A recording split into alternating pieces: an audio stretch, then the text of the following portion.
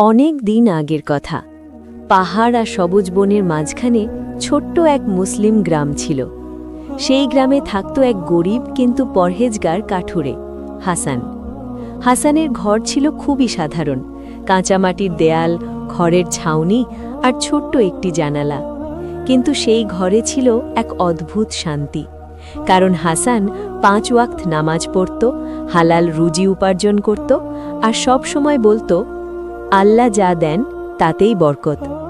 প্রতিদিন ভোরে ফজরের আজান শোনা মাত্র সে উঠে যেত, নামাজ পড়ে পুরনো কুঠারটা কাঁধে নিয়ে বনের দিকে রওনা হতো।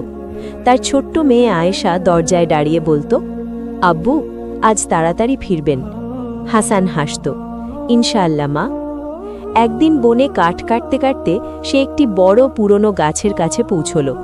গাছটি ছিল অদ্ভুত সুন্দর, যেন তার গায়ে হালকা নূরের আভা। হাসান কুঠার তুলতেই হঠাৎ এক মৃদু শব্দ শুনতে পেল।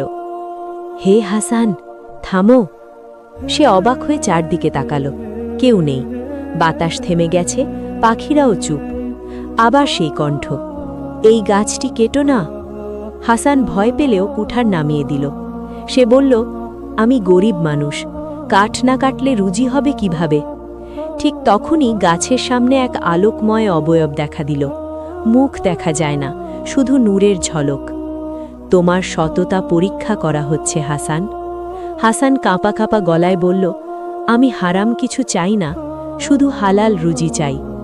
নূরের অবয়ব বলল, এই গাছের নিচে একটি গুপ্ত ধন আছে, কিন্তু যদি লোভে পড়ে কাটো সব হারাবে, আর যদি বিশ্বাস রাখো আল্লাহ তোমাকে উত্তম রিজিক দেবেন।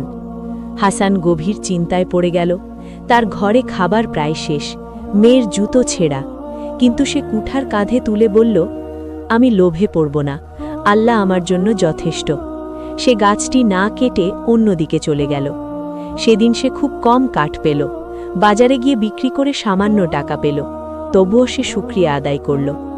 পরদিন গ্রামে খবর ছড়ালো, রাজ্যের সুলতান ঘোষণা দিয়েছেন, যে ব্যক্তি বনের পুরনো নূরওয়ালা গাছটি রক্ষা করবে তাকে পুরস্কৃত করা হবে, কারণ সেটি ছিল বহু পুরনো ও ঐতিহাসিক নিদর্শন। লোকজন ছুটে গেল গাছ কাটতে, কিন্তু তারা গিয়ে দেখে গাছের চারপাশে পাহারা বসানো হয়েছে। কাজী সাহেব গ্রামে এসে বললেন, কে এই গাছটি কাটেনি? হাসান চুপ করেছিল, কিন্তু এক বৃদ্ধ প্রতিবেশী বললেন, হাসান পারত, কিন্তু কাটেনি। সুলতানের সৈন্যরা হাসানকে ডেকে নিয়ে গেল।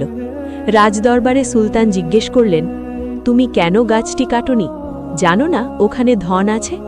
হাসান মাথা নিচু করে বলল, হুজুর, ধন থাকলেও আমি লোভে পড়িনি, আল্লাহর উপর ভরসা করেছি।